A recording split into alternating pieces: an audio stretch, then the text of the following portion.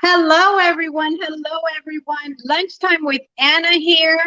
I am so excited. Another show. It's been almost a whole year, 52 weeks almost of airing Lunchtime with Anna. How exciting. I have had some of the best guests that anybody could even imagine or even fathom throughout this year. I wanted to remind you guys that my gear, my shirt. This is the movie I'll be in. Love Song and Power. Um, my gear is made by Elevated Shift. You guys can order merchandise from him. Let him know that Lunchtime with Anna sent you. You can always say that get either something of mine. He's pretty good at getting whatever it is. So contact him, and it's Samori McPherson. Thank you, Samori, for your great work that you always do on my gear. At Elevated Shift Embroid at gmail.com. I am so excited. I have my first Boricua guest. Okay. When I say Boricua, well, no, he's actually my second Boricua guest. But when I say Boricua, if you guys are into the hip hop, you guys like the Cool Modi, the Wu Tang, stuff like that from the past, and he's from up north, you're gonna love this show and you're gonna enjoy what it's about. My guest today is Strength, and I'm about to introduce him. And when I do Strength, I'm going to have you tell a little bit about your background, and then we'll go on to your talent because he's super talented. And I wanted to make sure I gave props to somebody in the hip hop world who does the music that we all love so much, or at least for me, that I grew up on. So I'm always going to have that love for the hip hop music. Strength, how are you? I'm gravy. I'm gravy. How y'all doing? How you? I'm Got good. I'm good. so you want to ask me questions or how we gonna do this?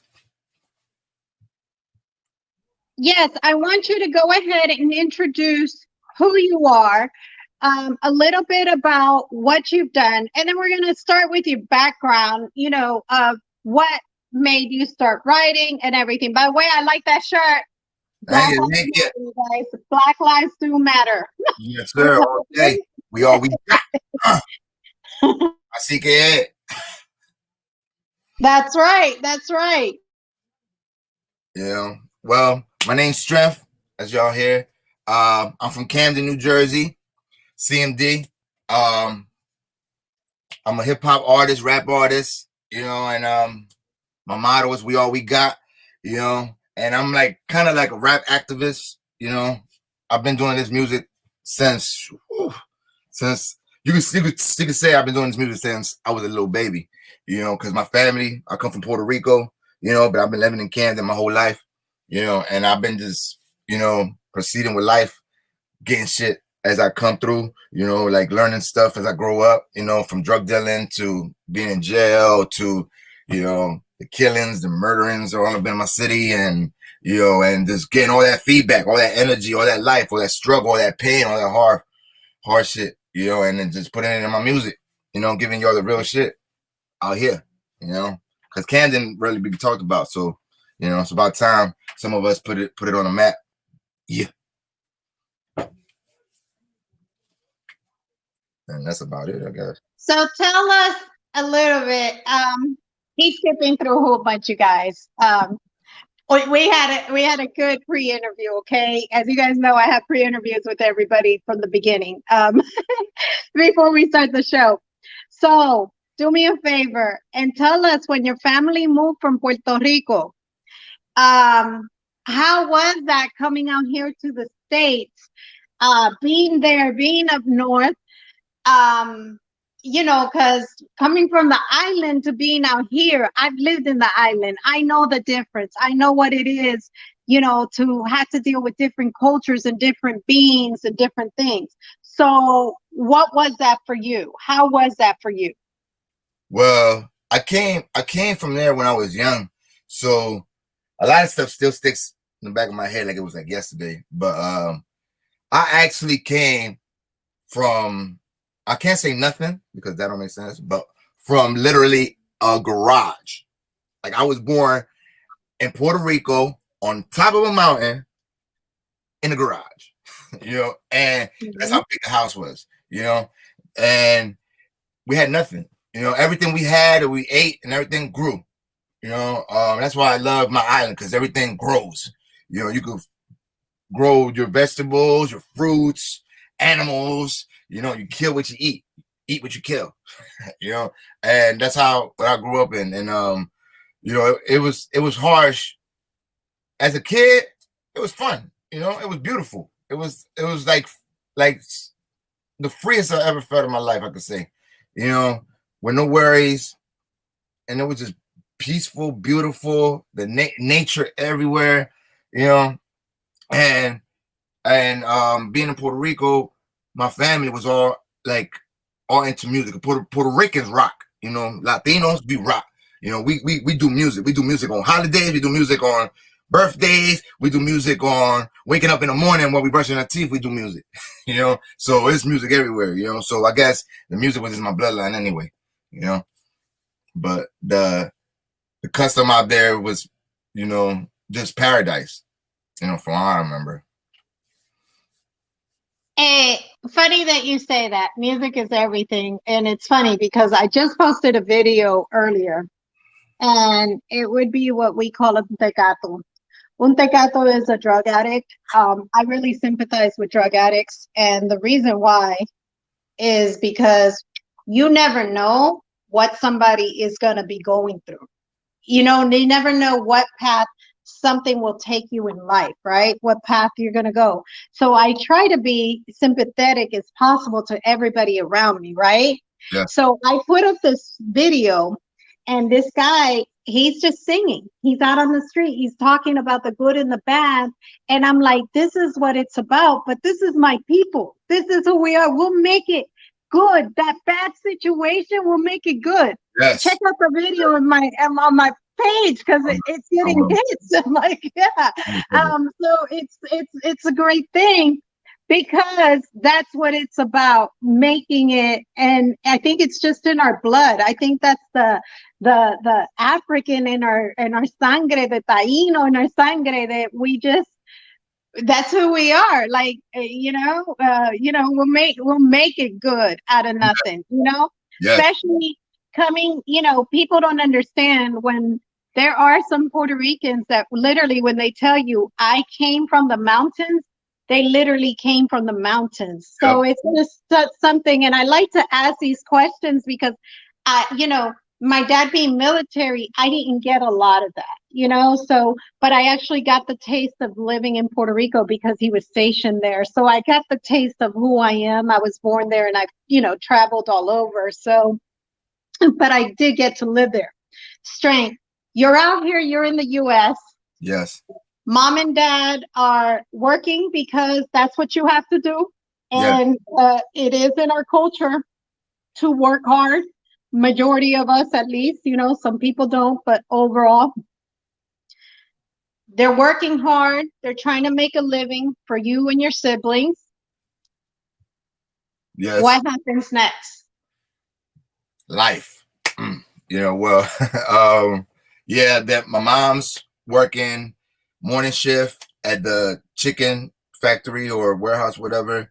And no, my dad actually was working in construction, building. My dad used to build boats, do construction work. He actually built yachts and boats and stuff like that, And these gringos, they used to hire like people that come from other countries, like Puerto Rico, let's say like Mexico, Dominican Republic, Asia, Indonesia, like places like that, China, and have them do the brunt work, to build shit that we got in America every day, shit we see every day, So my dad used to do that, and he used to bust his ass, and he'll come home. My mom would do the chicken stuff. My dad would come home from doing that. Him and my mom clock out. My mom would go out, do the chicken stuff, so it was constantly working back and forth. And, being kids, we just like, just seeing that, and we not having barely anything, we just like, because when you're young, you don't really think about money and stuff like that. So we just saw them going in and out working, busting they asked for us. So, that was much appreciated, gave us some valuable lessons, I guess, growing up, Now,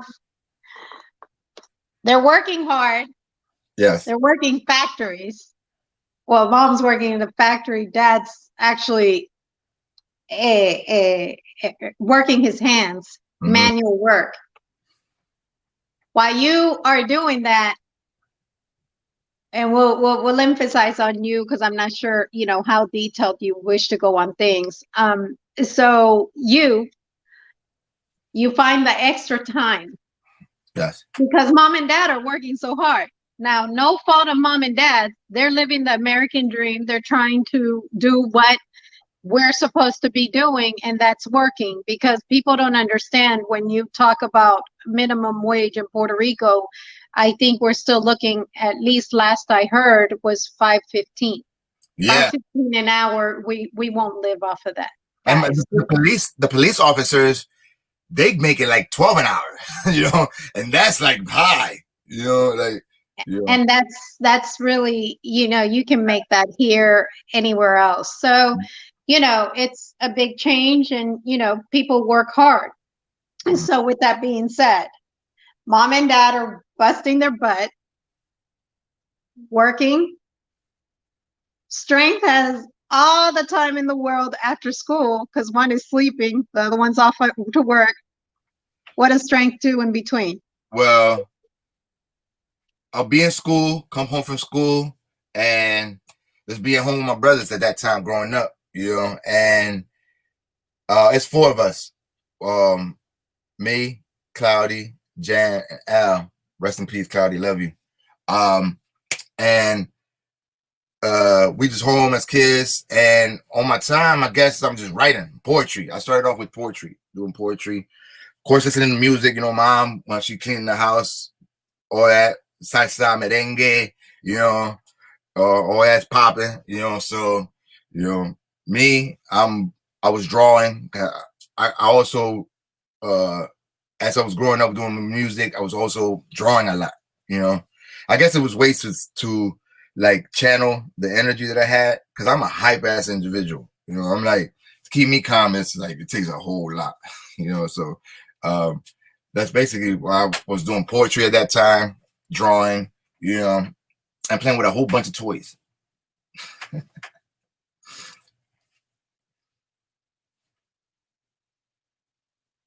Volume. Can you hear me? I can't hear you. I did it again. I'm sorry. I mute myself so that you guys can focus more on them and not on me. So, okay, you're doing that.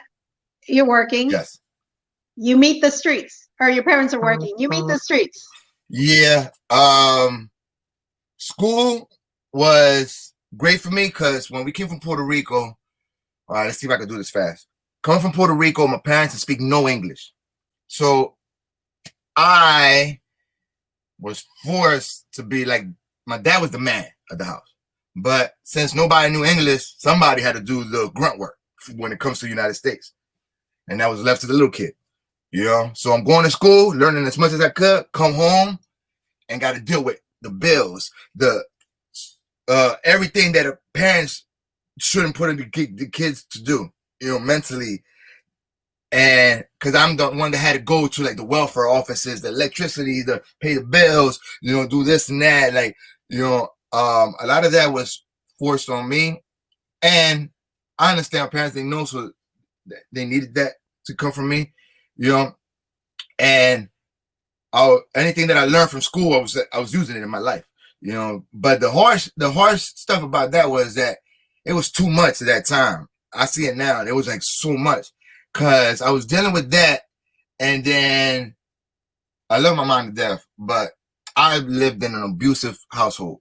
My mom used to use me as a battering range. Like I used to be like, when I go to places and I was such a kid, and I had to go translate, and I couldn't remember the words.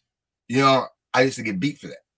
You know, I didn't know. I was a kid, you know, and then bringing me into school, dealing with that in my personal life, because you know, Puerto Rican parents when they were growing up, I can imagine their grandparents, they probably used to beat them with everything, because you know, right, because they took that anger with us, because man, woo, I learned to be a fucking a rough guy, and then coming out from school in Camden was bullying, the street life, you know, and I was a little toothpick, you know. It felt like every day was a fight, like in my life, my brain, like I would come home with blood on me from daily fighting, you know. And this is a kid growing up, like years, back to back, trying to fit in, trying to be the dude, trying to get good grades, you know, trying to be positive, trying to be right, you know, because all kids, to me, when we born in this world, when we come on this earth, we come with great hearts. We come with that energy, you know, and it's this fucking earth that tears us apart. If we don't have the right people, the right love, the right, you know, the right atmosphere, we won't fucking melt. And that's what I was doing. I was melting. I was growing but melting at the same time. It was like so much happening, and the street life just sucked me in. You know, started with the bullying and everything. I had to stick up for myself. I'm a little skinny dude that draws and writes poetry. And a place where there's drugs, cops fucking us up, and you know, I had to protect myself, you know? And when you start protecting yourself comes deadly situations. And to a little kid, you fighting out of fear, you stabbing people, hurting people, you start carrying guns, you know, like it's traumatic, like living in that era, I guess, you know? So now you find yourself defending yourself. Now, I will say something. A lot of times, and this is for a lot of our parents, and this is for you as well, Strength, and many can agree with me. A lot of times our parents did things out of ignorance, you know? So sometimes we just got to go back and put ourselves in their situation and just say, you know, I really don't think they meant to do that. Yeah. It wouldn't be like them, but it was a lot of stress for me. And it's something that we should release as we get older and just be like, you know, let's talk about this, because this really traumatized me at that point in my life. And I would never want, for example, my children to go through that. And it just shows a maturity point on your end to be able to do that. And I commend you and I applaud you, because a lot of times that's what our parents would do. Now up north, everybody speaks Spanish, right? So it's like little Puerto Rico, just like Florida, the Beltway. It's little Puerto Rico. That's what you see. So with that being said, you turn around, you're sitting here and you're like, okay, I have to stick up for myself. I'm tired of getting bullied. I'm tired of following the rules, to say it that way. But you're still writing your poetry. Yes, drawing. And you're still drawing. Yeah. I'll tell you guys, he made a flyer because he thought I was taking a little bit too long. It was funny because he was like, I'm sorry. I was like, well, no, that's good, because I haven't gotten around to, you know, I was supposed to get it back and they were having difficulty. So it worked out. So he does have these talents. So I'll tell you, because he made the flyer that you guys are seeing for the show today. So thank you for that, Strength. No problem. So you're in all these situations, but still that poetry, still that talent, still that gift. But you turn around and you're still like, okay, I'm not going to let anybody mess with me. I like the streets. I like the adrenaline rush that it gives me, because that's what it is, an adrenaline rush, right? Yeah. So then what did the streets do for you? Where did the streets take you? Because in the meantime, you still keep doing, well, doing your poetry. I'm sure by then you're doing, because you're a little bit older, I'm sure you're doing hip hop, Hip-hop. rapping. Yeah, it was real street rap. You know, kids out there rapping, battling with each other. You know, listening to That's right. music. And at that time, music, hip hop was coming out. Like, it wasn't like the beginning of hip hop, but it was like that when I was growing up, it was that strength of hip hop. You know, when people wanted to talk about what was happening all around them, like, you know, there was no pretend shit. Like, there were rules to the hip hop at that time. It was no, oh, I'm a millionaire, I'm a billionaire. No, if you ain't have $1, you got to rap about you ain't have $1. That $1, you got to rap about. You know, I know that's right. You know, but you know, like, that's when I learned, like, it gave me my rules of music. You know, like, you can't, sometimes you can live in a harsh environment with police brutality, racism, hatred, bullying, and all that, but you can't really yell it out to the world, so you brought it on paper. And then you get permission to write it out to the world in music. You know, that gives you the platform to do it. Because then a lot of people will be like, wow, they'll listen to it, but they won't judge you. Other person, let's say a person is in the street screaming like, I've been raped my whole life, I've been harassed, I've been tortured. People are gonna walk by like, oh, that person crazy. But when you're doing a music form, people listen. They stop. Absolutely. You know, so that was I had to yell. I had so much inside of me, I still do, and had to find a way to get it out. And then poetry was that, and then music, you know, hip hop. So now this is my question. Because you're right when you say that. So when you listen to, like, and there's good music out there today. I'm not gonna say that all the music out there sucks. When you heard at this transition, I'll just say transition of hip hop music, right? Yes. What were you like? What is that? Or were you like? Oh, you're talking about like the wave of it? The wave of it, yeah. How we went from talking about, okay, I ain't got $1, right? So let me rap about this, me not having $1 and how we live in the projects and so forth, so on, right? And so you go from that to what is it, Molly's and Amal and it just, so I'm gonna be honest. Like, I got out of the hip hop because I had small children. So, you know, you kind of don't listen to the stuff as much. Yeah. So then I got back because they started, you know, liking the hip hop. So I would listen to some stuff and I'd be like, what did they say? Well, it's funny because I remember growing up, my mom's, we used to listen to when we listened to hip hop, like, you know, Spanish people, Puerto Rican, they'd be like, bota esa mierda. You know, that shit ain't no good. That shit is all murder, bang, bang, kill. But to us, it really wasn't. It wasn't. It was just telling you what was happening, you know? So we listened because we could relate, you know? But then as the generations went forward, like, the rules, they threw it out the window and came with all this fake shit. And then I'm telling you, like, now that I'm older, I'm trying to see, there's only one people that did this, the Illuminati.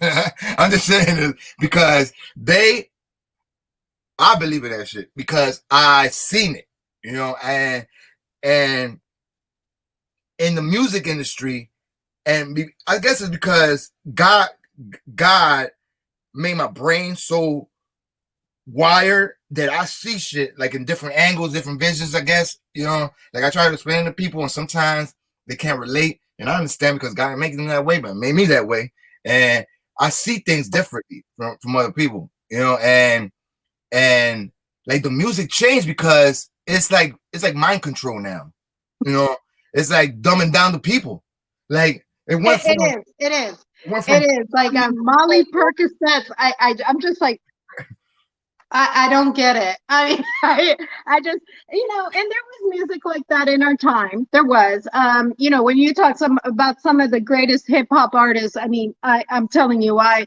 was a total fan of hip hop. and can appreciate what it was about, what the real deal hip hop was about. So when I hear like some of this stuff, I'm like, "Woo, okay."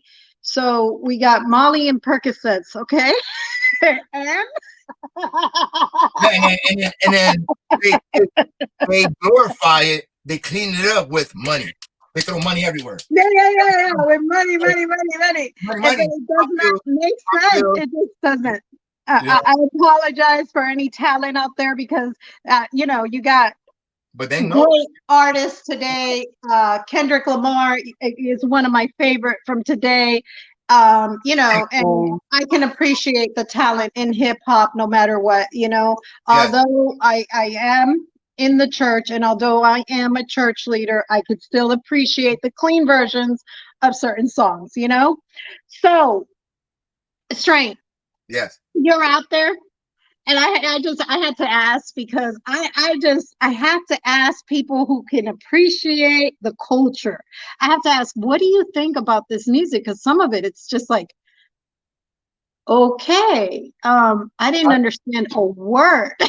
Like, It just said, music now, you like I remember you couldn't even say bitch. Now on radio stations, you can say that shit. And then the crazy shit is I know how I was when I was a kid and how music was like kind of like leading me to like kind of pushing me to do things. I can imagine these kids now growing up over the Cito. Like man, they're listening to WAP and these pills, poppers, and fucking syrup, scissor, and all that shit. Like and because when we're human beings, we're sponges. We soak up that stuff. And even if you're a person like, nah, that shit ain't gonna affect me, this and that, I don't care. Because I've done this studies, you know, and that stuff behind in the back of your mind, it leaks. It goes in somewhere and it slowly grows. It depends how much energy you put into it. And sometimes you do things that you really don't even know you're doing it because in music, they use beats. They use the sound waves. They use the color of music videos. They use that stuff is like brainwashing, like kind of, you know, like you know. And this stuff, I looked it up. It took me a lot of years, but I'm starting to see how we went from our music, because our music at one time was speaking about what was happening, you know, like Martin Luther King, Malcolm X, you know, John F. Kennedy, politics, the life we were living. So we had to say it harshly. We had to say it. We had to spit it out raw because that's how we had it. We grabbed it raw. When we open up our doors and we see cops fucking beating somebody to death, you know, that's what we wrote about. That's what we saw, like NWA, you know, like when at that time we rapped about what we saw, but now it's like we got so numb, kind of like saying it's okay, that's okay. Now we got so we're numb with music that now it's just we don't want this world anymore. Let's live somewhere else mentally, you know, like let's live somewhere else.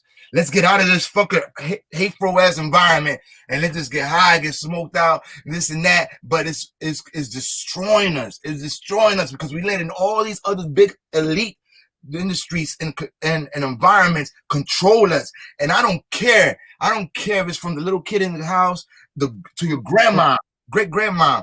We're being controlled. This environment is controlling us, and we're the guinea pigs because we got to see this shit. And then it's music. It's music. It's the movie industry.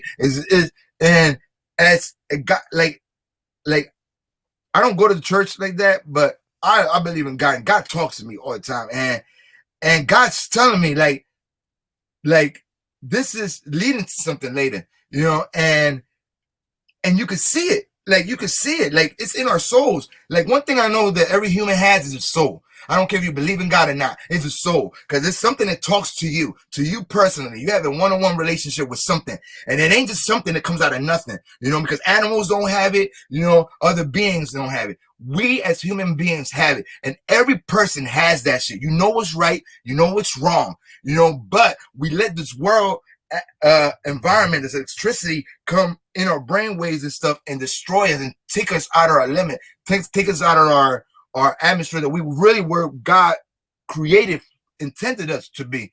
And we change as we grew up. And the crazy thing is, I remember listening to Tupac. Tupac used to be a person that traveled as young from city to city, and then he started noticing that there's hoods everywhere. You know, no matter if it's down south, out here in South Jersey, North Jersey, or whatever, you know, there's hoods everywhere, and we're all the same. Absolutely. We have that struggle. We have that shit, you know, and it's got to come from with the stuff we're listening, we're hearing, we're seeing. You know, it's the environment. You know, this government don't really care about us. You know, like I remember what was it, Kanye West, when he said Bush don't like black people. Shit, the government don't like black people. You know, I don't give a fuck. Joe Biden or Trump. For me, them both, it's like juggling fucking eggs. You know, you don't know what you're gonna fucking, like all these years, all these different presidents, Democrats, Republicans, all this, and we're still hustling. We're still hustling. We're still broke. We still struggling in our city. So you can't tell me shit's gonna change. You know, shit's gonna that's hip hop. That's music. You know, so absolutely. And one thing I want to ask you. One thing I want to ask you, and you made a great point. I'll just let Strength talk about the politics. You guys know I don't talk about the politics on my show. It's the one show that you don't get the politics. But so you're absolutely right. Great point. You know, I approve your comment. But with that being said, I would like the listening audience to get a little peek of your music. If you can at all do that for the listening audience so they can hear this talent. All right. And he's talented, y'all. All right. Check I got one of my new tracks called Yup. This thing is bananas. I love it. Everywhere I go, you know, people loving it. It's banging in my streets, you know, so it's called Yup. Let me see if I can put it up. And listen to it. It's your boy Strip right here. Shout out JF. Looking for this one. Woo! Woo! Yup. I like walking with my pit bulls. Yup. I hope with that you got no issue. Yup. I love my women to the lethal. Yeah, Booking Street smart with a body that's a heat stroke. Yeah, like a cook, say her grace. Yeah, cause you with you, she tough. Yeah, the water's yours, that's why I teach my son. Yeah, we all we got, that's how they know me. But there's a thin line of peace, don't push it. I'm product of these streets, raised, played, wanna chase the game. Yup, different breed, I is, yup. Hey, crooked cops, yup, never quiet, always loud, yup. These streets be tough, yup, but I'm tougher, yup. Never been a coward, yup. Face it head on, yup. Stop me, you and not, I fear nothing, all I fear is God, yup. So when the ghosts come out, y'all better run, yup. Stop me, you and not, yup. So there you go, yup, right there.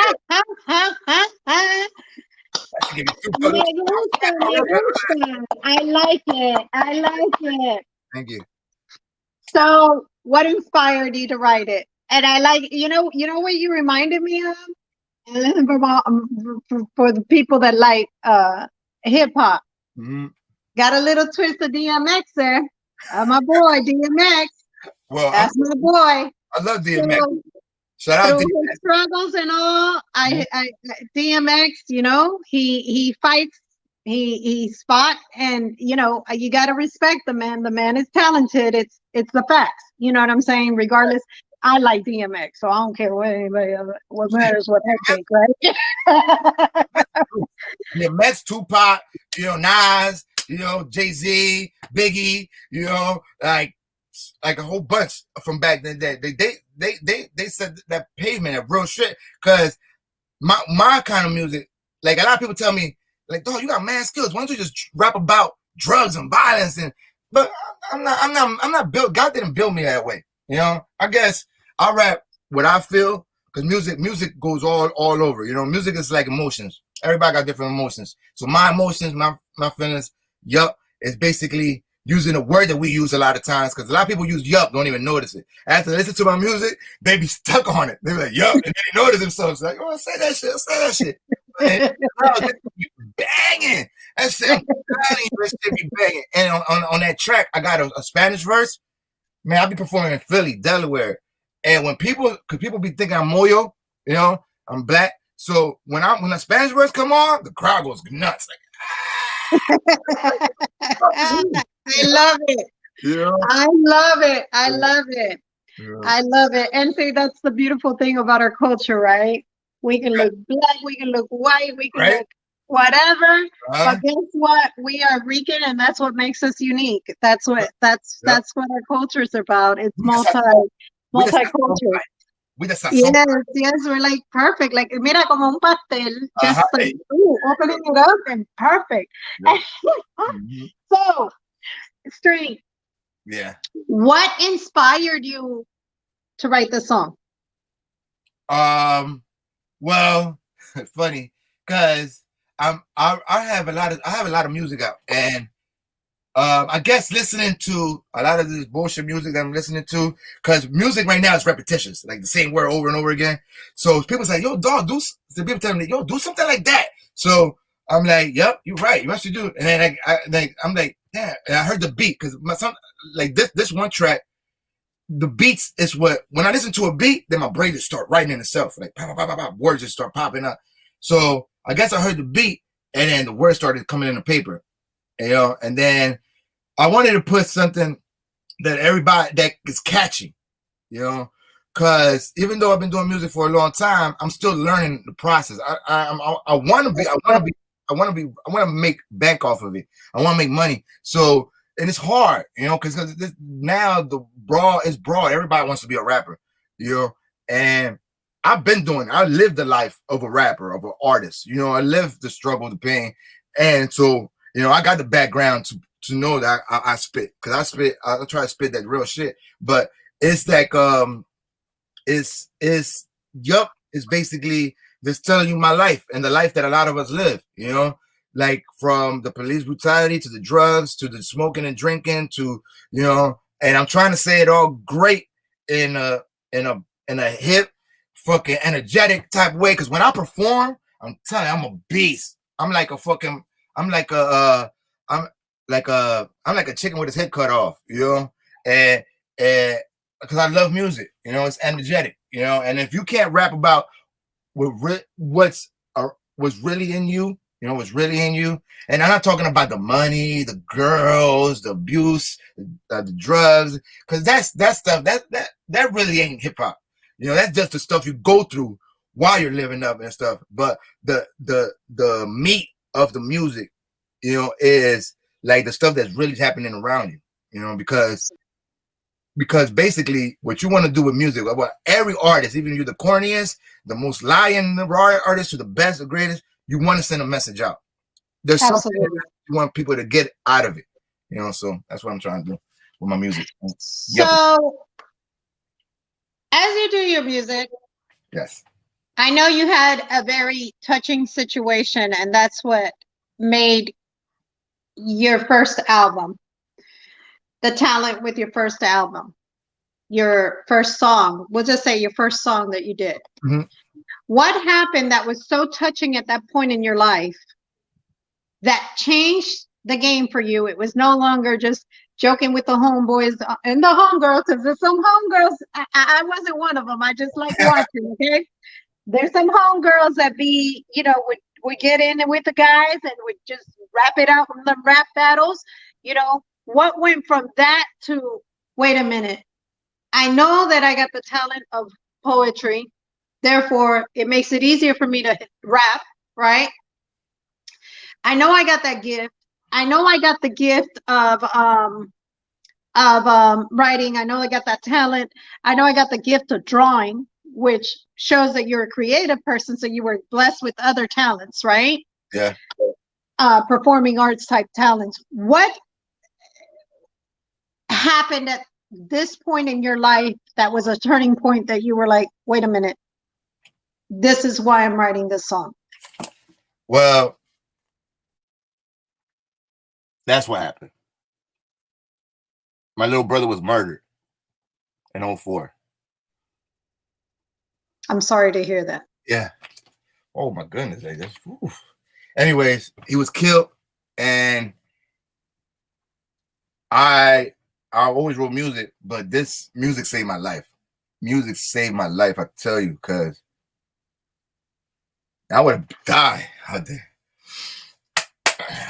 I would have if it wasn't for music, I wouldn't know what to do, you know, because my little brother leaving, that shit fucked me up, you know. But it made me strong, because now I'm doing it. Because I remember Cloudy, that's his name, Cloudy. He was named after a boxer in Puerto Rico. And he used to always tell me like, Dad, dog, you wired, like you all over the place. And he's like, I love your music. Like he's like, I love your music. He's like, yeah, I remember me writing when I was a kid. He used to come in the room and be like, yeah. And I'm like, where's that? I didn't print. Where's that? He's like, but I know you're gonna say something. I know you're gonna say something. You know, you know. And but that was what made me want to, because I had so much inside me. I had to get out, you know, and that's when I started just writing, really doing music, writing things, and then I was like, maybe I could do something with this, you know. And if I can't, even if I couldn't do nothing with it, at least I was getting some stuff out, because I'm telling you, that rage is a bad thing if you keep it inside. You know? I can imagine, and losing a brother, a family member, in the sense that you lost them, must have been really hard. So I'll tell you guys something that Strength told me on our pre-interview was that he was able to finish this song overnight. He just went to the scene, which touched me, because I'm like, I don't know that I would have been ready so quick, you know? So he went to the scene, the crime scene, and he literally sat there, I'm sure cried, I'm sure, you know, whatever emotions he was feeling, he can probably reiterate that, you know, and whatever emotion he was going through, he's writing. Yep. The next day, it was over. Go ahead, Strength. You can. Yeah, my brother got killed. I seen him get zipped up in the bag. You know, I could see it. I could see it. He got zipped up. And right now, there's some in Camden on 26th Street off of River Road. We got a memorial, and still there strong. I just came from there last night. You know, me and my brother Jan, we went over there. You know, and when Makati got killed, I went there. I drove up, pulled up, got my drinks, got my smokes, paper, crying, chairs everywhere, and just writing. When I woke up that morning, I wrote my track called "One More Night." Yeah, and it was dedicated to Cloudy. You know, and I'm telling you, if it wasn't for that song, like, because my mind at that time want revenge, basically, you know. And I had my gun with me, and it was intended for me to sit there and write, so I won't move nowhere else, you know, because who knows what would have happened, you know. I know what would have happened in my mind, you know, but I needed something. I needed an event, so I started writing music, and then I ended up finishing a whole track, hook and everything, just writing. When I woke up, I didn't realize I wrote that much. I thought I just wrote some stuff. When I woke up, I'm like, I even wrote, because I remember being in the car. I had everything. I wrote that song was done, and I started other ones, you know. And then like something telling me like, man, I might as well do this shit, you know. And you're here. And I'm here, still trying to do it, still making it, still pushing hard for it, you know. Absolutely, absolutely. And he sent me, I think it was 2 tracks. Mhm. And I absolutely loved it because I said, "Oh my gosh, it's refreshing to hear music, you know." What I call music. So you guys check them out at your convenience. But I want to go back to, okay, you make the first album. Do you have on hand what you showed me with all your albums, your gift that was given to you? While But he's doing that, I'm going to go ahead and so he turns around and it was just as I'm talking to him, I'm hearing this incredible story because you listen to somebody's background and sometimes you just don't understand how this or how that or how does this happen. After he tells us about his albums or whatever, I want to go into a part of his story where he finds himself in a situation where no one was able to get him out of a certain situation but God. And when you guys hear this story, it will show you guys that even through the struggle, our Father is right there. And I think what Strength said earlier about how our Father was there with him throughout all of this makes him that much more stronger, and how there's always a being, even if you don't believe in Jesus as your Lord and Savior. There's always, they have to believe in something. There has to be something. I totally get where he's coming from, and I get it from a spiritual side because for me, I believe in my Father. I've seen the changes he's done in my life. I've seen how he saved my life. So for me, I've been a born again Christian for almost 25 years now. So anyways, here goes here. what we've got. All right. This actually was my first track, this one, that I ever did. And you see, it's not well designed because I did it by hand. I took a picture of me, put the picture in the middle, cut it out, and I drew my name, Strength, and it was called For What? A CD is called For What, with 4 tracks and an instrumental. And I did it by hand, and I just got a printer, did it, and passed and sold it in the streets, and then this is all some of my work that I have done already.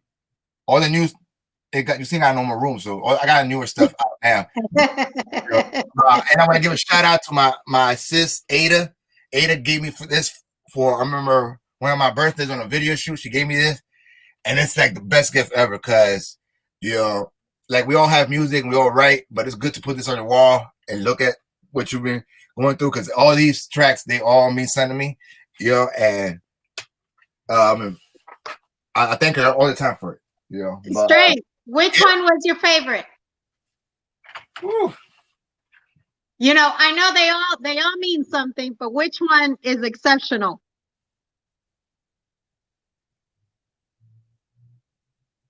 Well, to tell you the truth, I think it's a new one. Yup. Let me see. Yeah? Let me see if I can cover that. Hold on. Give me a second. What was I thinking?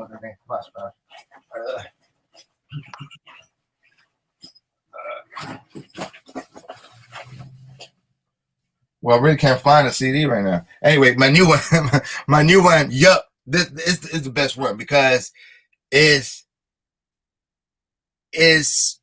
the pot about to boil. It's like, it's about to go down, and this is like the wake up right now, and I put a lot of energy in it, and the reaction I'm getting from the streets, from the music, and because I'm putting I'm putting Spanish in it, so I'm actually putting a lot of me in it, and putting my culture in it. So it's better because I'm getting great reactions, from all kind of cultures, other people, they love it, like, and we got a club in Camden out here that is a Mexican club. All they do is Spanish music. And I'm the only artist there that's been performing there, and they like, we love that shit, and I rap in this Mexicans, Puerto Boricua, Latino, and I'm the only one rapping Spanish, English rapping, so I love my city, So my next question, that goes to my next question. I mentioned to the listening audience that something becomes a turning point in your life after your brother's death. after you write that track, after you write a few singles, something becomes a turning point in your life that you're like, wait a minute, only God can get me out of this. Can you tell the listening audience about that? Because I think it's very important for people to understand that everyone truly has a story. There is reality to, when Anna does Lunchtime with Anna, Anna has a story.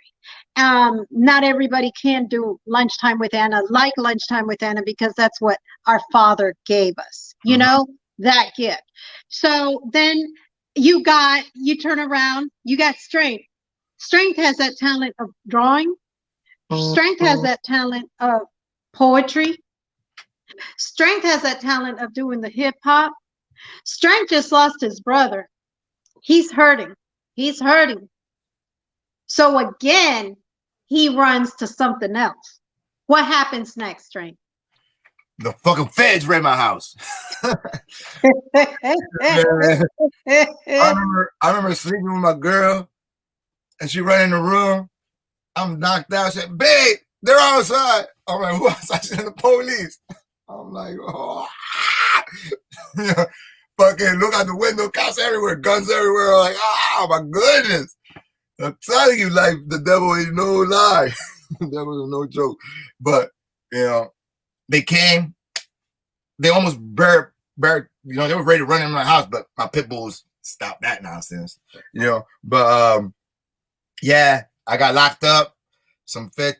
Facing serious, I was facing 15 to 25 years, So right there, I'm like, to me, that was like forever, like, so I'm thinking like, okay, fuck it. They called me. Time to just say goodbye to the world for now, and basically I just dealt with it. I was dealing with my brother's death too at the same time, so I guess it was like, it's stupid to say it calmed me down because I was on, mentally, like, I didn't care, and when the feds hit me, I'm like, wow, back to that box again? Like, and then I'm in jail, and I got money because the drug money and stuff like that, but when they come, they don't warn you, like, they just come and you gone. So you don't have, I'm in Camden, New Jersey, so I'm in Philadelphia in the feds. I got no way to communicate with nobody. And out of nowhere, this lawyer walks in and says he's going to handle my case, blah, blah, blah, blah, blah. Find out he was one of the best Philadelphia lawyers out, and I'm telling you, I'm in jail. Like, I'm in jail, and I'm in the room, and I'm dealing with a whole bunch of emotional shit, but I'm talking to God. I'm like, God, I need you. Like, God, I need you. Like, I don't know what's going on with me. I don't know what's happening, blah, blah, blah. And, I'm talking, this is me and God, conversation, relationship. And I told him. And then this lawyer pops up, and he fights for the case.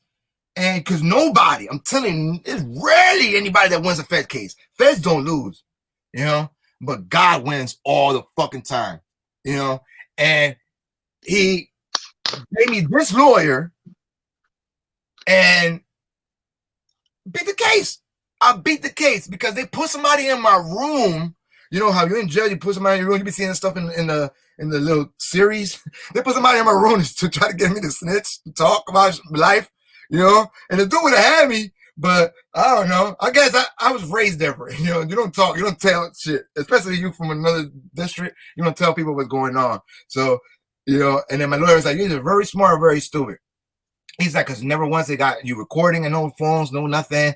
You're not saying what you're doing, and your music, you don't put exactly what you're doing out there. So, you're good. Like, we ain't got no evidence against you, so we're going to beat them. And we did. But that was God, because God come to me. And the lawyer told me himself, he said, I don't normally handle people from Camden. He said, and out of nowhere, he's like, I got a desk full of cases. He said, and I come to my desk, and your case is right on my desk.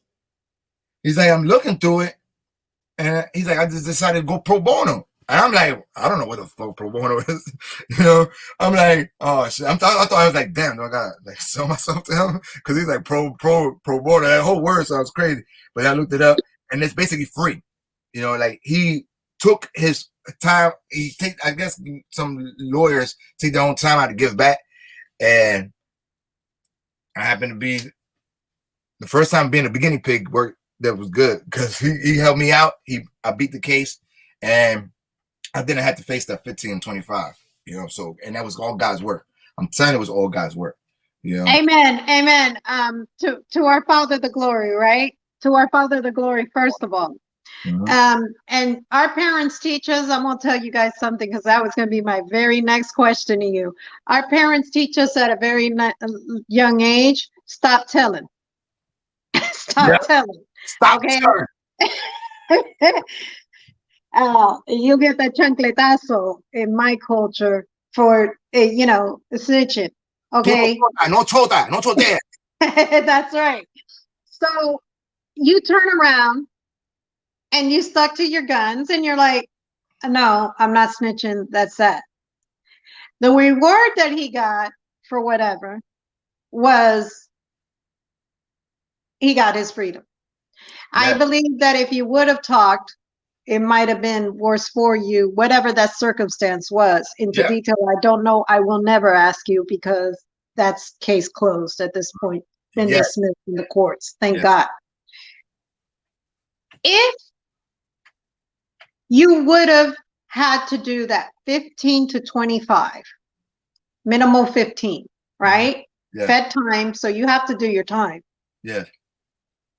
If that would have happened, do you think you'd be doing what you do today? Do you think you'd be doing it from in there? Or do you think you would have lost that? Do you think there's a purpose behind your music? Well,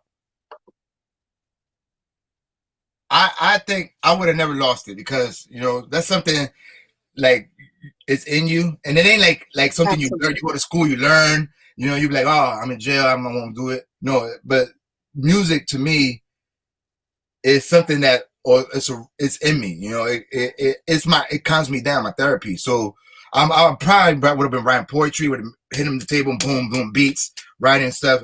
But I wouldn't have been doing what I'm doing now. And if I would have never got locked up, I wouldn't have been doing music. And if my brother wouldn't have got killed, I would have been doing music. So, I know in jail when I did, because I've been locked up before for gun possessions, drugs and stuff. And I went to jail and I wrote music, but, I'm glad that I didn't have to go through it because I've seen people come out of jail doing a lot of years and their head ain't right, and because you don't cage a human being in a box and expect him to come out home and be civilized and okay. And if he does, I give it to them because a lot of people do. They still stick to guns and still grind, and God bless y'all and keep moving forward because you matter. And no matter what the government does to you, the slavery that's doing in these prisons, you still fighting, keep telling people about the fight. But I'm telling you, that's a mess. That's a mental mess because we as humans, we don't belong in being caged up like animals, and God help me out, So, and I'll tell you, Strength, I don't know if you know this or if I mentioned it to you. I also have a human justice organization. I'm CEO and founder. I originally did it, and it's crazy how I got into it. That's a whole different topic, but I originally did it to help out the disabled. I was willing to take all these other cases, at least listen to see what was going on and see what we can do. Yeah. When I did this, my first case was out of a prison in Alabama. I've done over 40 successful cases I have closed. Done things done my way, not my way, but what we requested as a human justice organization, because I want to make sure that people's rights are not being violated, especially prisoners. I have had a whole different respect for people who are in prison, men and women both, because they go through a lot. And me not ever having seen a prison, I can't tell you what it is to be in prison. I can't tell you what it is to go through these things that they go through. I can't tell you what it is for, one of my cases that I had, you literally had correction officers put a cable with water on the floor to make sure that inmate got hurt. These are the type of cases that I see, okay, that the public doesn't know about, that we have to try to, write letters and get things done for them. So I want to tell you, when you say that no one deserves to be locked in a cage, I totally understand you. I'm not saying every inmate is right for what they've done. I'm not saying none of that. I'm just saying they're really stripped of everything, and it is crazy to watch what they go through, because I get to see a different perspective. For the many that don't know, that maybe I do that is another hat that I wear, aside from being a church leader, and aside from that, doing my lunchtime with Anna, doing movies, whatever else, I do that too. And I'm going to tell you, some of the most heartbreaking cases, stabbings and just crazy stuff, or we're trying to get people help, and but those are the most cases that I get. Why, I don't know. But God placed them and placed most of those cases my way, and I make sure that they're done the best that we know how, that we can help them. If not, I refer them out to somebody who could probably help them better. But can I say something? Yes, of course. It's your interview. But the prison system is slavery. I don't care what they say. I think Meek Mills. Meek Mills had and I love Meek Mills. His music is fucking outrageous. It's my dude. He's right over the bridge. Anyway, he had said when he got locked up, he got locked up, he went through some bullshit with crooked cops and all this stuff right now, and probation for 11 years. And this system is designed to cage you up. Like the slavery. All right, let me fast forward, but not really. Abraham Lincoln, free the slaves. He's a good guy. No, he's not a good guy, because what he did was free the slaves because he wanted slaves to be free, because they needed people to work these factories, these buildings that these have, live in these houses that the United States is building. They had no people buying shit because it was only gringos. So they said, let's free the slaves, so that way we have more people buying shit, have the United States moving, like that. So when they did that, then they decided, okay, let's find a new way to enslave them without them knowing they're enslaved. That means cage them up like animals. And that's what they did. Until this day, till 2020, we're still being caged up as animals. We're still being treated like nothing, And in prison, I'm telling you, it's not rehabilitation. Rehabilitation to me is you take somebody that's fucked up and you help them work their way out of that fucked up environment. You don't put them with more fucked up people that don't know what to do with their own lives, let alone yours, and it's negative feedback. And you think somebody, because we all got good hearts. I really believe God put us all with good heart, but that shit gets destroyed. It gets manipulated, and when they put us in these cages, this shit fucks our entire human being, the being inside of our soul. It crushes that shit. I'm telling you, I did years behind bars, and if it wasn't for God, if it wasn't for these talents, these gifts that I got to get that shit out of I used to be in jail, and I wasn't in jail because my mind, I wouldn't let it be in jail, and there's a lot of people that can't do that. The 13th Amendment is legally designed.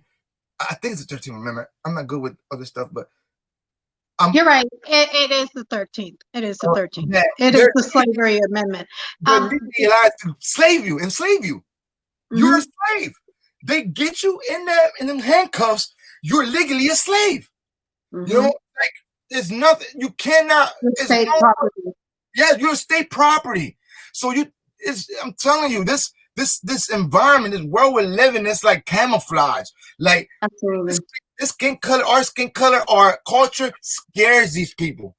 Scares them. And you know why? One reason I believe it scares them, because God has chosen people that are, we're born here to direct others, to lead others, to guide this world to a better substance.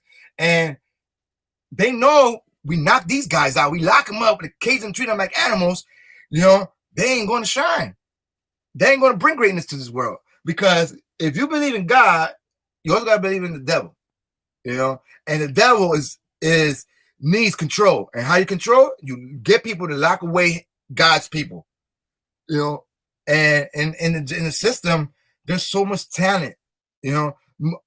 Somebody, an older guy had told me, he said there's three places, let me see if I get it right. There's three places that we are in this world, that the talent is everywhere. That's the cemetery. That's mad talent. That's the prisons. People that got talent that you can never see their ideas flourish. And that's everyday life. And with the drugs, with the alcohol, with the abuse, we're really like not in our full potential as humans, and that's that. No, you're absolutely right. While you're talking about that, I want to tell my listening audience something, and as well your strength, because I'm sure a lot of your followers have been watching and are going to watch this and share this. Please, you guys take a few minutes to read the Constitution of the United States. It's not that long. I think it's the 8th Amendment and the 12th Amendment. I don't have it right off the top of my mind. I read. I stay reading. Good. I got books with law stuff, with Absolutely. Absolutely. And that book actually has the Constitution. Is that what you were showing me? Yeah, it has like it's called the Great Papers, but it's like the Declaration of Independence, like everything that has to do with the system, of course. Okay, so when you guys read it, it's not long at all. It is not long. I used to think it was long till someone actually took me out of that ignorance and showed me. And if you look at it, you'll know you're right. Another big one is, I think it's on the 8th Amendment.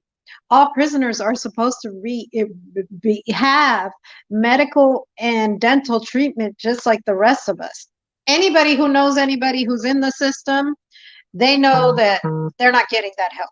They're not getting that help that they need for their treatment or whatever. And then we have to write letters as a human justice organization. That is the reason why I know about this. So just read, because reading is knowledge and knowledge is power. And when I say that, I mean that. Like, the more you read, when other people are watching a video, no, watch the video, but go back and read it, because then you're going to learn it. And if nothing else that you learn from Anna or Strength, get that part of it. Obviously, you're an avid reader too. If I show you my library, I mean, I got a whole room in my basement. It's just books. I got books everywhere. I mean, I'm constantly reading because I want to know. And the more that you learn, the more that you know, the more that you can help others out, the more of an imprint you'll leave to help somebody else and be somebody who can help, because that's what it's about. That's what it's about.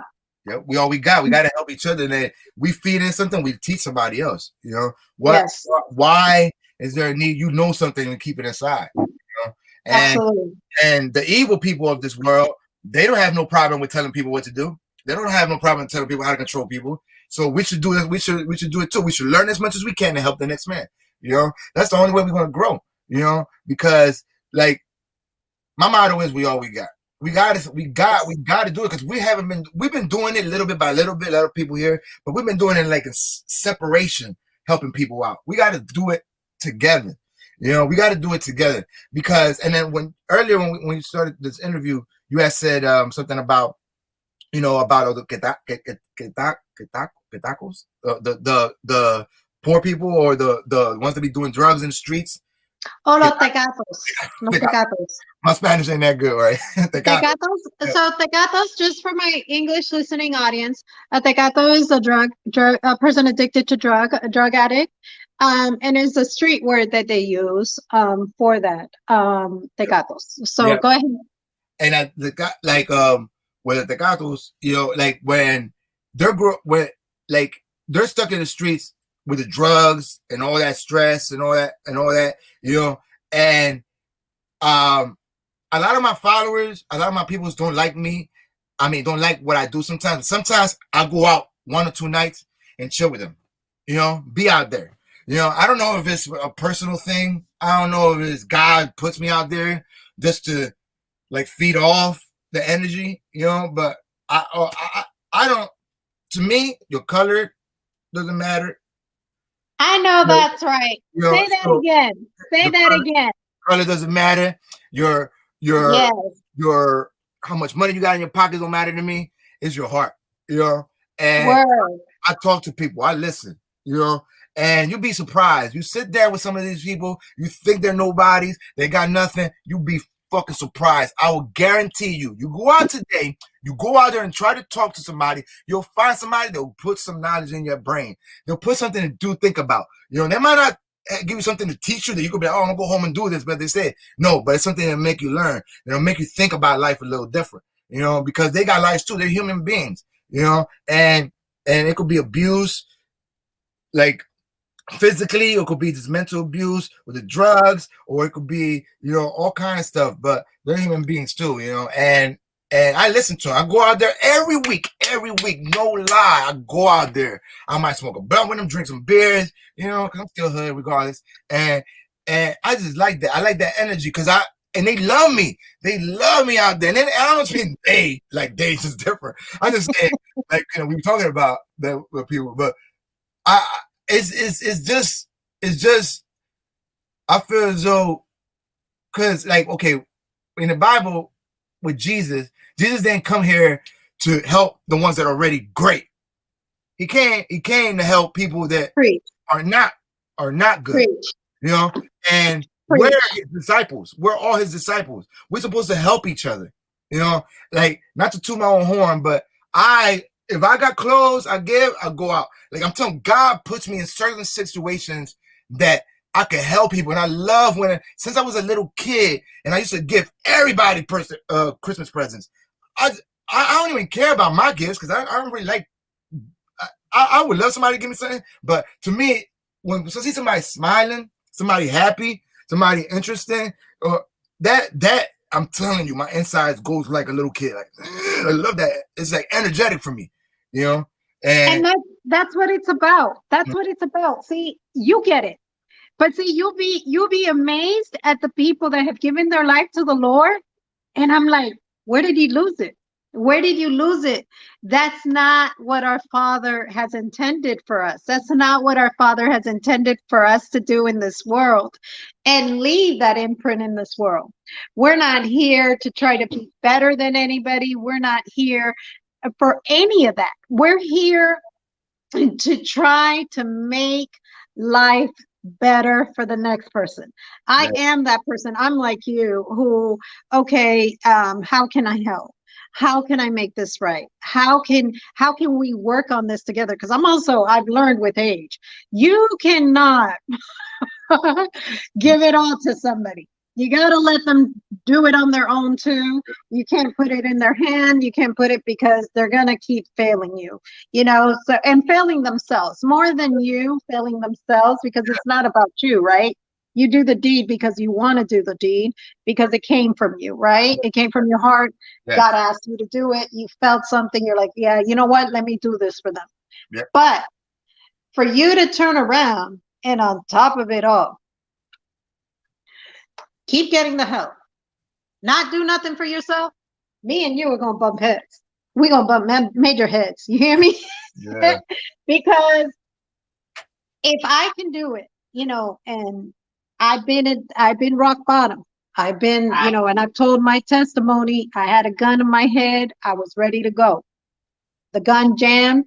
I didn't know how to use a gun. So fortunately, God knew that. and God saved my life. I didn't want to live anymore due to domestic violence, and many of you guys know about this. I turn around and I've been able to overcome that. That was around 25 years ago, you know, and I gave my life to the Lord, and He's done things for His glory. Either way, we're not talking about Anna. That's good. But Okay. it was the point. It That's was good. the point that that's what it's about. You know, you pass it forward. I make sure I pass it forward. I make sure that if there's that person who's dealing with domestic violence and maybe just wants to end it all, that they can turn around and be like, yo, she saved my life. She saved my life. Even it doesn't always have to be monetarily, just those words. And that's why I tell people, read, educate yourself, see how you can help another person, see what you can do to help another person one way or another. There's many ways. And I can see that in you. I can see the little bit of knowledge. You go here and there and everywhere. I get it. I see you. I see Yeah. you. Yeah, and I think, like, now that I look at it, I think I always had that because, like, growing up, I saw things different, you know. Absolutely. And where we grow up, like when you're a baby, like I remember I have a son, you know, he's 14 years old, but that's another story here and there. Because, you know, I haven't seen him in a year. His mother fucking took him away from me, and the systems don't want to help. You know, that's another story. But that's another problem we have out here in the streets. Is this child support, this separation of family. You know, this stuff that it's a whole bunch of stuff destroying our community. You know, but you know, what was I saying? Oh. So you're talking about your 14-year-old son that you haven't seen. You got really upset. Yeah. But you know what? You're not the first guy to tell me this. I plan on doing a show, and if you don't mind, I'd like to have you back to talk about this, because as a human justice organization, maybe I can help make some changes across the nation and, you know, contact the right people. So please make sure you keep in contact with me, because you know, you might I can probably do the show, because you're not the first guy that tells me this, and it's really sad. Mothers, I understand. Nobody's perfect. I'm a mother as well. However, the only ones hurting are the children. You're not hurting. You might hurt the father right now, but eventually the only one you're hurting is that child. Yep. So just think about that. Yep. When it's graduation time, when it's time for a wedding, when it's time for delivery of a child, when it's time for whatever, just think about the future. Don't think about the now.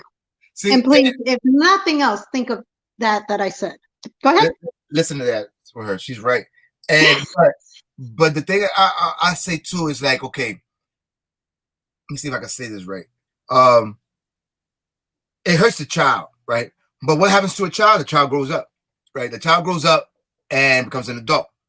And then it's crazy because, like, I was going to art school, and this white boy told me one time, he was like, you know what's crazy about this stuff about drawing and stuff? He's like, about movies. He says they always talk about the little people. Like, he's like we're doing a cartoon, and he was saying about, he's like, I'm doing a cartoon. He's like, and I'm in the part that I'm going to say, do it for the children, right? And he's like, and we started talking about class, we started talking about life, and he's like, when we're little, we grew up with what happens with our environment, and we become adults. But when we're adults, we're forgotten about because we're already grown, you know. But every generation, we were kids, you know. We were kids, and from the greatest person that became president to the guy that robbed the bank, you know, we learned this shit from somewhere.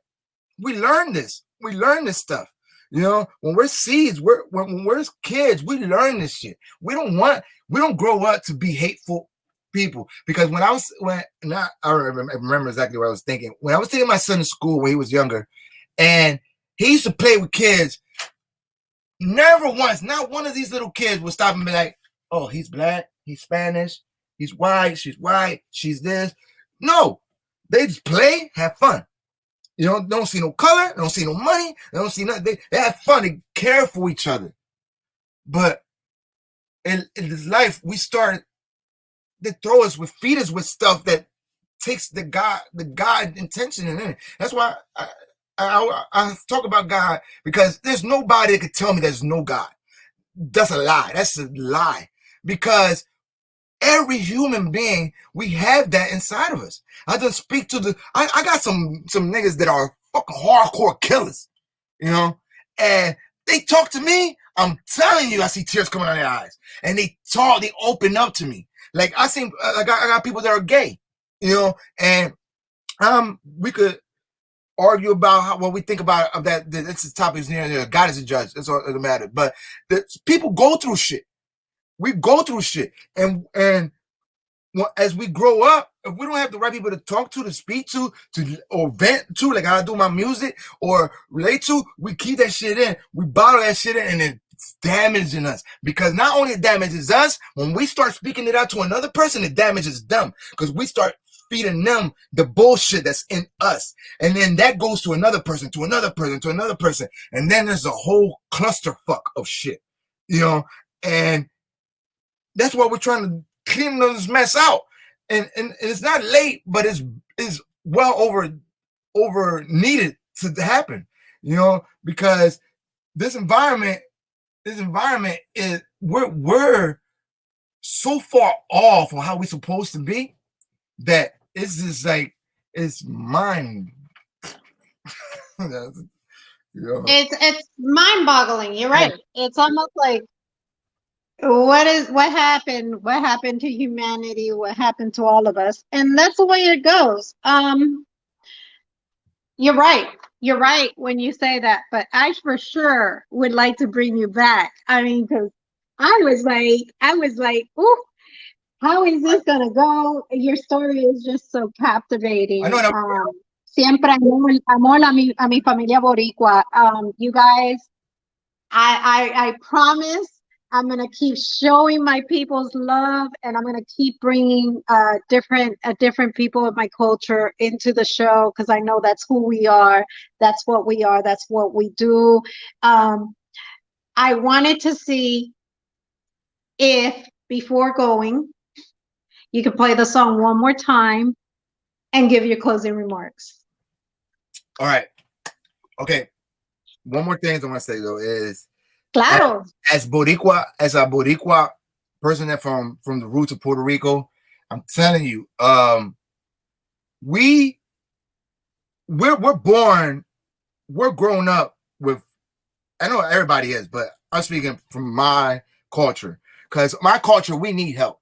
We got to stop. We got to start supporting each other. We got to start feeding for each other. We got to help everybody, but come on, man. I've been in situations in Camden that my own people look at me and they just judge me by the way I look, or the way I am, the way I dress, and push me aside. And that hurts. That hurts, because, you know, I know people want to be better than each other, which I don't get either, but we should build each other up, you know. And I remember being a little kid, and my teacher got mad at me because they used to talk about black whites. I'm like, where the fuck is the Puerto Ricans at? You know, like, everything is black and white. You want to hear a quick story? I want to say something quickly. So me growing up being military background, I turn around and, you know, I never knew color, okay, because I'm raised in a Puerto Rican household. We don't see color like that. It doesn't exist, right? So as I get here to Fort Benning, Georgia, my dad's stationed here, and all of a sudden I get friends that are arguing. They're not even friends, they're just kids, because, you know, in the military you don't really have friends. The few that you do get, you hold on to, because, you know, you move so much. So I turn around and this little girl was like, oh, she's white because she has this kind of hair. Oh, and she's black because she has this kind of hair. And I was being dragged both ways, and I'm like, well, Mom, I came home that day, and I'm like confused. I'm like, Mom. And then somebody else said, well, she's tan, and I didn't understand, you know. I came home and I'm like, Mom, están diciendo que I'm black and I'm white, but you told me I was Puerto Rican. So what Right. what does this mean? You know? And so Mhm. I didn't know color. And the point is, I wasn't raised like that. I to this day, I've not taught my children color. I don't Right. do that. No, there's no way. What I do is I tell them love everybody. Love Yeah. that person for who they are. But Yes. anyways, long story short, my mom was like, "Well, you're not tan, you're not white, and you're not black. Well, you do have some black in you." And that's when she taught me our three cultures. I was in third grade. I didn't even much know. It might have been second grade. Much know about culture, different colors, or anything like that. But that just goes to show that that's what this nation is rooted on. Yeah. Because I was an army brat, and you just didn't see a lot of that around. Everybody just became friends because you were in and out such short period of time that you wanted to hold on to those friends. And many of those people I'm still Facebook friends with to this day, and we're still friends. But you know, when I turn around and I'm like, Mom, I'm confused. And I was really confused because I was being dragged. And then I'm like, well, I don't know. I was born in Puerto Rico. That's all I know. Mhm. And my dad's in the army. But that just goes to show the difference of how we're raised, what we're raised around with. And you're right when you say that. I had to just add that story because Yeah. that is the reality. And that Yeah. happens in the United States. I'm like, well, you know, it doesn't matter. It doesn't matter what your hair looks like, what your skin color looks like. I don't care. In my family, you got them blonde hair, blue and green eyes, to the darkest person you can think of, your darkest friend. And you know what? I still love my entire family because that's who we are, and that's what my family's about. So you're Yeah. right when you say that. The whole, yeah, I don't get that neither. But Yeah. You know, anyway, go. yeah, and it's crazy because we wasn't taught. If it comes to the history books, Puerto Rican wasn't even in the world, you know, because we're not even mentioned, you know, and Yeah. it's up to us to feed each other, to teach each other shit, you know, and we got to do more than just talk about it. We got to really do this shit because I'm learning more as I know, more as I grow, because I come from Puerto Rico. I came from, and when I describe Puerto Rico to people, they be like, I thought y'all were like Mexicans. Like, my goodness. I mean, like, not the Mexicans are bad either, but it's like we're totally two different brands, you know, and we're not discussed in situations. And Puerto Rican people, we hate that. We want to be in the mix because we're in the mix, because we're part of the mix. Without this song, you can't make the food. So we're in the mix. And a lot of people don't understand. Rican, Puerto Rican. You can't make American without the word Rican, you know? So we're a part of this, whether you like it or not. We're here, and we're going to stay, and we're not going nowhere. And we're going to feed each other. We're going to help each other. And we're going to feed each other so we all shine, you know? And that's what it is. And so I want to add to like the Mexican, the Cuban, the different cultures in the Latino America. My family is very multicultural. So I have cousins that are half Mexican. I have aunts and uncles that are Mexican. I have the Cubano in my family. I have it all. But the point of the matter is that even if we're all different, we're all the same. You Yes. see what I'm saying? Yes. And that's where I think as Latino, Tainos, Españoles, Española, Hispanics, whatever you want to go and break it down to.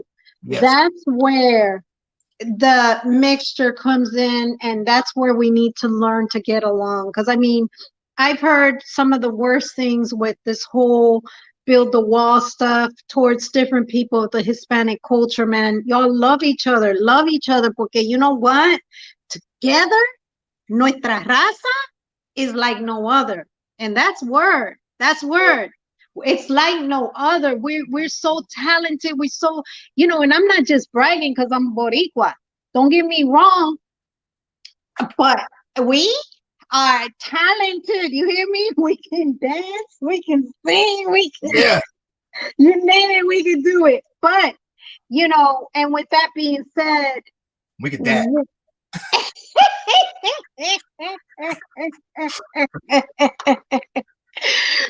With that being said, go ahead and play your song one more time.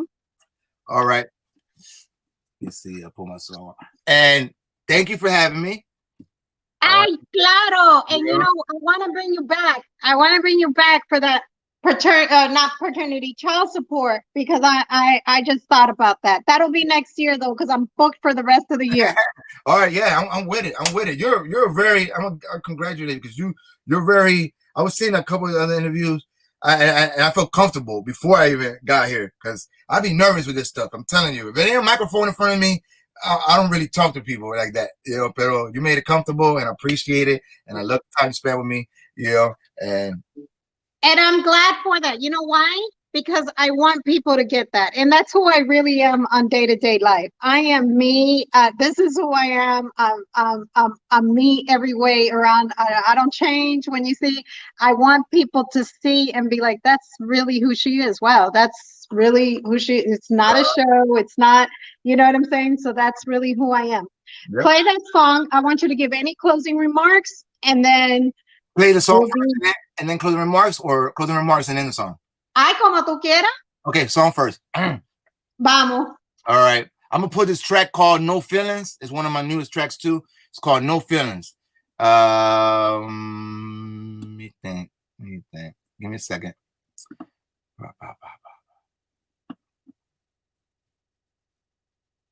Yes, I'm going to put the song No Feelings. You can get it on iTunes, all major platforms. You can get Yup in all major platforms. Just go by Strength, STRENGTH, Strength, you know, and you'll get that. You get that. Here we go. No Feelings. Roll with the minions, dreaming about the millions. Enough kitchen ceilings, walking with no feelings. I look in the mirror, the man looking scary. With nothing to lose, I tell you the there is truth be yes. Roll with the millions, dreaming about the millions. Yeah. Enough breaking ceilings, walking with no feelings. Nah. I look in the mirror, the man looking scary. With nothing to lose, I tell you that there is truth be this. They saying hip hop is dead. I'm giving you mouth to mouth with this. This is how I feed my kid. I rap. Used to trap any beef. We clap. Product of streets, product of heat. Stomach rumbling, hearing the noise. I'm so ready to eat. These rappers have food. Never gonna last. Strength is the feast. Yeah, if you're coming again with many, be hot for a minute, but doing no heat. They ain't to worry about beef. I'm thinking of steak. Every last bite I'm eating, I swallow. How I want everything on the plate today. Yeah. Roll with the millions, dreaming about the millions. On no breaking ceilings. All right, there we go. That's No Feeling. And you had me hyped up over here. You had me hyped up. This is the best. This is the best. I'm telling you. Yeah. I love it. How can the listening audience reach you before going? All right. And with your closing, I also want your closing remarks. Okay. Can't get away with it. All right. On SoundCloud, my music there free. You go SoundCloud.com, Strength CMD. I'm on Instagram. I'm on TikTok. I'm on Strength CMD. Everything Strength CMD. You'll find me.